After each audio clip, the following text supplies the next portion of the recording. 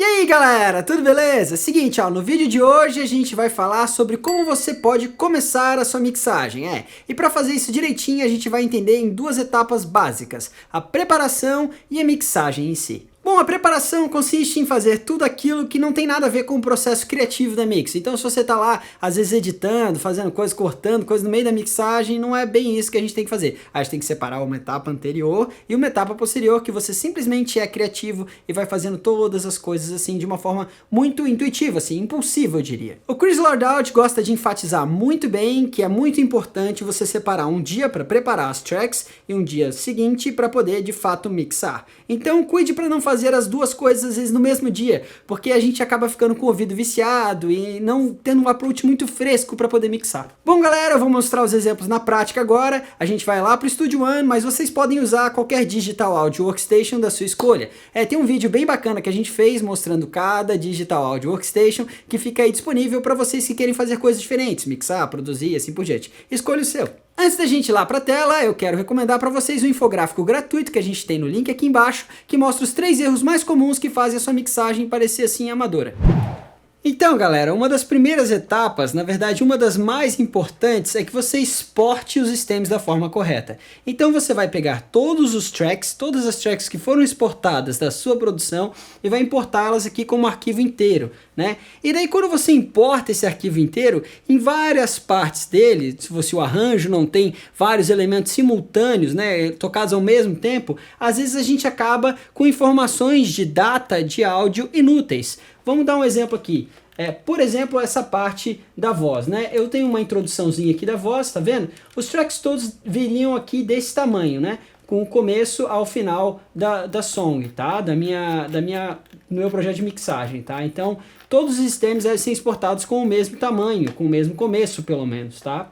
Agora, se eu tenho informações inúteis numa determinada parte, vamos falar no tom sample aqui, por exemplo. Tem um sample de tom, eu posso simplesmente cortar esse trecho aqui para que o meu processador não fique, colocando coisas inúteis ou usando coisas inúteis a ele, tá? Então é muito importante que você tire isso, porque vai do seu HD para a memória RAM e para o cache do seu processador, que vai reproduzir aquilo em tempo real. O cache é uma memória bem curta, mas que é muito rápida, então ele passa muito data por segundo, tá? E o seu computador vai ter que ficar lendo isso em tempo real e colocando mais coisa para o processador ler, enquanto isso na verdade não é necessário. Então o que eu faço é justamente isso, eu seleciono as partes, os trechos, que eu tenho certeza, eu dou um zoom máximo, como vocês podem ver, tô dando um zoom máximo, tá? E tiro todas as informações de data de áudio que não tem nada relevante. Assim, é menos coisa para que ele fique lendo e fazendo os cálculos em tempo real, beleza? Então, feito isso, o que acontece? Eu vou para outra parte, que é basicamente organizar a minha estrutura de ganho. Como é que eu faço isso dentro de uma mixagem in the box como essa aqui, como provavelmente vocês estão fazendo em casa ou no seu estúdio, A maior parte trabalha in the box, então é bem relevante isso. A gente trabalha com uma estrutura dentro do software, de 32 bits de pontos flutuantes, o que significa que toda a soma, todos os canais, tá? Eles estão calculando usando uma profundidade dinâmica maior e eles conseguem recuperar alguns pontos de cálculo, tá? Na verdade, o seu conversor só vai fazer 24 bits e quem vai fazer toda essa matemática para usar 32 bits de pontos flutuantes para dinâmica, para o bit depth da sua música, vai ser o seu software. E para isso ele usa uma engine de 64 bits, para que ele consiga ter mais precisão de cálculo, tá? Aí você vai selecionar lá no seu software, vamos aqui no Studio One, em Option, tá? E a gente está utilizando aqui no General, se eu for aqui em Song Setup, General, yes, não vou salvar isso aqui, eu posso usar 32 bits de pontos flutuantes, tá?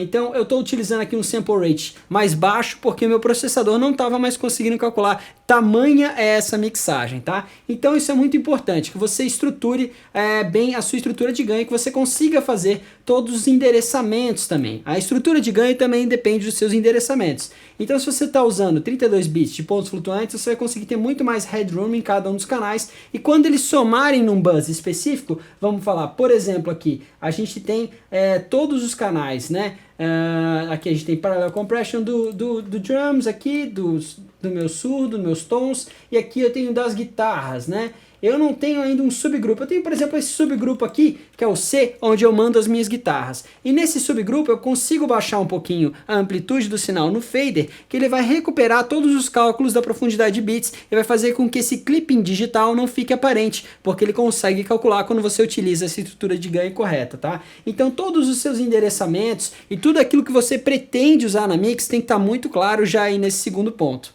Bom, o terceiro ponto é justamente você conseguir escolher as ferramentas certas para cada coisa. Então, na hora que eu monto o meu C, que é essa parte aqui, eu tenho que saber qual tipo de compressor, qual tipo de equalizador que eu gosto. Esse C basicamente é um grupo, um subgrupo, né, para onde eu mando todos os meus sinais de guitarra, saída deles mesmo, e lá eu tenho um compressor e um equalizador ao meu gosto. E para essa música aqui eu utilizei o meu Fairchild, né, o Puig Child da Waves, tá, 670. Que é uma emulação do Fairchild. Então eu utilizei um Varimu, porque eu gosto bastante de Varimu para guitarra, né? Ele tem um som bem bacana, com harmônicos e com um timbre de médio, tá? O release dele não é tão rápido, às vezes é legal você utilizar algum compressor com release mais rápido, e eu utilizo uma taxa de compressão bem baixa, assim, mais ou menos por volta de uns 2, 3 decibéis, até porque às vezes eu já faço uma compressão em paralelo nos próprios canais individuais. Então toda essa estrutura, selecionar qual compressor em paralelo vai em cada lugar, qual compressor vai no subgrupo, qual tipo de equalizador, se você vai ter um exciter, que tipo de compressor você vai ter no seu mix bus e tudo mais depende de muito conhecimento. E é para isso que a gente fez o nosso curso por dentro da Mix. Então toda a sessão técnica a gente desdobra tudinho isso, tá? Todos os aspectos que tem relativos à escolha dos plugins e dos dispositivos analógicos também para quem mixa no analógico, e é com muita experiência e com muito conhecimento que você precisa para poder fazer esse tipo de decisão, beleza? Então, galera, uma coisa muito importante quando a gente vai estruturar o nosso ganho, né, quando a gente vai montar a nossa estrutura de ganho, é entender quanto de input, ou como que cada plugin entende o input, tá? Ou seja, quanto de nível RMS, tá? Que cada um dos plugins vai entender. Obviamente que a gente está trabalhando aqui dentro do universo digital, a gente está trabalhando com dBFS Full Scale, tá? Mas vocês podem fazer um teste bem bacana. Geralmente esse teste é feito dentro do mundo analógico também quando você vai calibrar uma determinada ferramenta, né? Um determinado compressor ou um equalizador. Então a gente pode vir aqui, vamos supor, nesse canal aqui, no dBX, tá? E eu posso botar um Tone Generator aqui. Então eu boto um Tone Generator. Eu vou fazer com que esse canal do dBX fique mutado, tá? Para que a gente não fique ouvindo o pi. Aí eu seleciono aqui, eu vou fazer ele não ter nenhum sweep, nem nada. Não ficar com um length do ataque aqui. Agora eu vou botar ele em 1000 Hz, tá? Opa, foi um a mais ali. Beleza, 1K, tá? 1K, e agora eu vou colocar o level dele aqui em menos 18, para que vocês observem uma coisa. Reparem, eu liguei aqui, e naturalmente, se eu colocar esse Tone Generator antes do meu dBX 160, como vocês podem ver, eu vou pingar ele e vou abrir o dBX 160. Aqui está o dBX 160. Ele tá, se eu monitorar o input dele, estão vendo? Eu posso monitorar o Gain Reduction, tá? Gain Change aqui ele chama, né? Porque no original ele chama de Gain Change, tá? Mas na verdade eu vou monitorar o input, ou seja, quanto de input que eu tenho. Estão vendo que ele vai certinho para 0 dB? E 0 dB é justamente aquilo que a gente chama de plus 4 ou mais 4, né? dBu em nível, tá, do analógico, tá, do áudio profissional. Então, quando a gente chega a 0, a gente está em mais 4 dBu, tá? Então, é importante você saber disso. Se você tem uma saída do equipamento em nível analógico, se você tem alguma outra coisa também que vai entrar no seu conversor, também é muito importante entender isso, como o seu conversor entende esse nível quando vai transformar aquilo em dBFS, tá? Obviamente que está falando de uma média quadrática em nível RMS. Bom, aí cada plugin vai se comportar de uma forma diferente. Por exemplo, aqui se eu colocar o meu, vamos colocar aqui um CLA 76, ó, isso, vamos botar a versão mono dele aqui, beleza, eu tenho CLA 76, se eu vou desligar o meu, dar um bypass aqui no dBX, vocês reparem que se eu monitorar o input dele, estão vendo? Ele vai ficar lá certinho em menos 18, estão vendo aqui no VU, tá? Então, eu tô com uma analog desligado aqui, que é aquele ruído, né? Do circuito analógico, e eu estou monitorando simplesmente aquilo que está vindo no input. Estão vendo que ele fica certinho aqui em menos 18. Isso faz com que a gente tenha um headroom menor nesse plugin, aliás, um headroom maior nesse plugin, e que ele precise de mais amplitude do sinal para de fato simular um dispositivo analógico. Essa é uma desvantagem no meu ponto de vista, porque você precisa ter mais ganho nos seus clipes de áudio quando você inserta um dispositivo desse, e ele vai acabar precisando de muito input para poder realmente reagir e dar aquela característica prática, tá? Aquela simulação do clipping analógico. Já nesse cara aqui, vamos dar um bypass nesse de novo e colocar ele. Bom, os dois estão depois do Tone Generator, como vocês podem ver aqui. Eu já tenho 0 dB. E 0 dB significa que se eu aumentar, se eu for além de 18 dB, reparem aqui, menos 18, eu vou aumentar, ele aumenta e naturalmente ele está me trazendo um pouco mais de distorção harmônica, simulando um dispositivo analógico de fato. Bom, pessoal, agora que a gente acabou de ver exatamente o que a gente fez, tá? Na nossa montagem da estrutura de ganho, eu vou dar um exemplo aqui para vocês prático de como a gente pode interpretar uma música, tá? No começo, beleza? Então a gente vai ouvir aqui. O que essa música tem? Ela tem várias introduções, né? Então foi difícil saber exatamente por onde começar, tá? Eu procuro estabelecer uma parte com mais intensidade na forma, né? Uma técnica do Manny Marroquin, que é um engenheiro de mixagem de pop, na verdade de qualquer coisa, né? O Manny mixa pra caramba. E a gente pode ver aqui dentro do refrão, né? Do chorus aqui que eu tenho, que a gente vai ter mais amplitude. Eu poderia começar por aqui, só que essa música tinha um desafio muito interessante nessas 3 intros, né? Reparem, é uma intro A, uma intro B e uma intro C. Então, eu tinha uma diferença bem razoável que os músicos estavam me pedindo, né? Aliás, essa música é da banda chamada Menage e ela se chama Countdown. E logo a gente vai lançar elas, eles vão lançar as músicas, tá? No Spotify, em várias plataformas. Acompanhe o trabalho deles também, tá aqui na descrição o link da banda.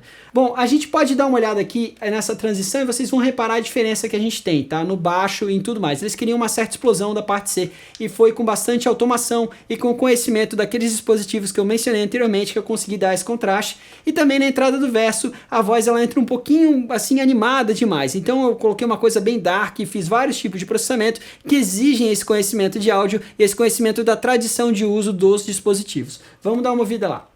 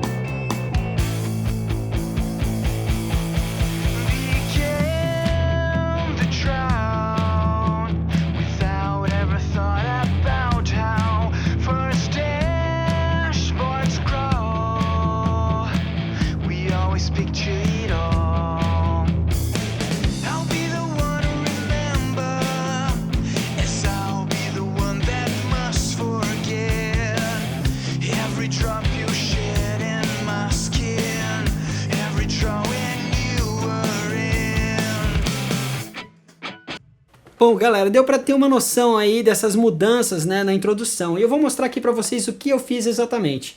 Basicamente, eu utilizei aqui alguns dispositivos, né, uns saturadores harmônicos e tudo mais. Reparem quanto processamento tem aqui no baixo para a gente atingir esse resultado, né? E tem muita coisa que estava em bypass lá na outra parte da forma. Reparem aqui nesses plugins que estão insertados e vocês vão ver que alguns deles vão desligar e ligar. Alguns desligaram aqui, né? Justamente por conta disso. Eu tenho esse compressor aqui que está recebendo o sinal do bumbo simplesmente para fazer uma compressão que a gente chama, né, de sidechain, ou seja, o sinal do bumbo vem para cá e ele comprime de acordo com o sinal do bumbo. Então eu tenho isso para poder ter esse punch no low end, né, esse espaço que o baixo acaba ocupando, né? E não fica muito invasivo, tá? Principalmente para a parte aqui do meu verso 1, onde eu tenho os tons e os surdos tocando, né? O surdo tocando, que eu consegui trazer uma imagem estéreo para esse surdo, no sinal mono, né? Eu fiz algumas diferenças de fase, uma equalização diferente e coloquei um para cada lado, tá? Você pode fazer isso através de um equalizador estéreo, tá? Então reparem nessa explosão que tem aqui dentro do próprio verso, tá? Então a voz, ela ficou com essa dinâmica.